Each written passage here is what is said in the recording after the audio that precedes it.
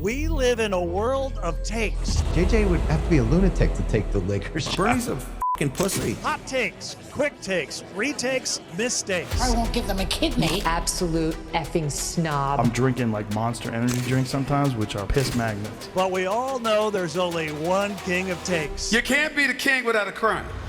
You cannot be the king without the crown. This is the daily showography of Stephen A. Smith, greatest of all take-havers. Stephen A. had an optimal childhood for his future reign. Born in the Bronx, raised in Queens, raised by the greatest mom in the world. That's right. Every other mom in the world is a scrub. I don't care if you're Mother Teresa or that hot mom from the Brady Bunch. Those moms should be riding the bench behind Janet Smith. Eyeing a career as an athlete, he enrolled in college at the Fashion Institute of Technology. It's called seeing the whole field, people. It was primarily a girls' school, and the other dudes were homosexual. It left it all to us. FIT might not have the greatest tradition of sports, but it definitely had a player. Eventually, he put down the sewing needle and picked up the rock, transferring to the greatest basketball program in North Carolina, excluding all the other ones. I hit 17 straight three-pointers. Signed me to a scholarship on the spot. That's right, Stephen A. Smith was the king of threes until he started playing actual games and became the king of 1.5s per game. Stephen A., I'm trying to figure out how you average 1.5 points. Like, don't you get 2? Unfortunately, Stephen A. could not explain the mathematics as he had attended the Fashion Institute of Technology. But if Smith struggled in the paint, he dominated in the print, joining the student newspaper and immediately proving himself the top college take-haver in the country with a legendary dunk on his own Hall of Fame coach. That earned him a post-college stint in newspapers and radio. And then Stephen A. was called up to the big leagues. It was the moment he'd been training for his whole life. I had no television training whatsoever. Okay, that didn't matter. So I went to the next best plan. Be myself. Say what I feel. Yes, he had the rare ability to open his mouth and let words form into sentences that people could hear on TV. No one had seen anything like it before.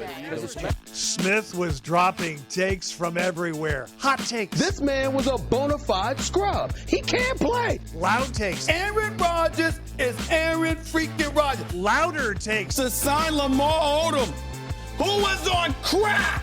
Full-on freaking screaming takes. The stench that hovers over me every time my name is associated with this damn franchise. Weirdly quiet takes. LeBron James is the GOAT.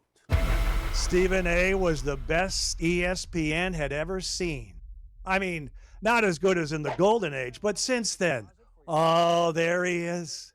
The natural. He was poetic. It was Shakespearean.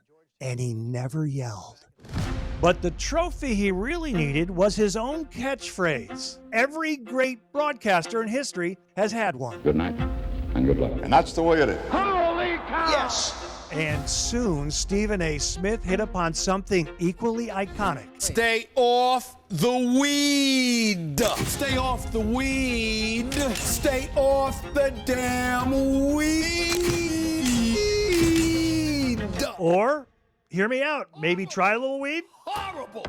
It was time for Smith to make his biggest move yet. Coming for the reigning king of takes himself. There are times when I look at you, you should just be flat out ashamed of yourself. Are you on Donate drugs? it to charity. Are you on drugs? Who the hell are you to question me? Zip it. I'm talking. They were the Larry Bird and Magic Johnson of yelling at the top of their lungs.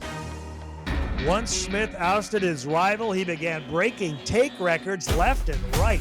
We're talking 300 takes a day with a sentence completion percentage of 93.3% and off the charts decibel levels. The man even had a correct prediction average of, well, that one doesn't matter. In 2025, Smith officially earned his greatest of all take-havers crown, a 5-year, $100 million contract. Let's go. Now his takes can no longer be contained by the world of sports. I have always been against woke culture. You know what I'm going to say? Shamander. because it reminds me of me because of the forehead.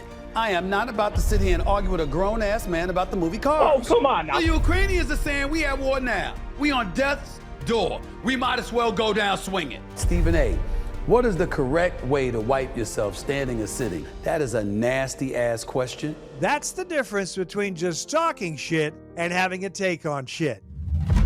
But when a man has taken all there is to take, I have spewed an opinion on over 45,000 issues in my career on First Take.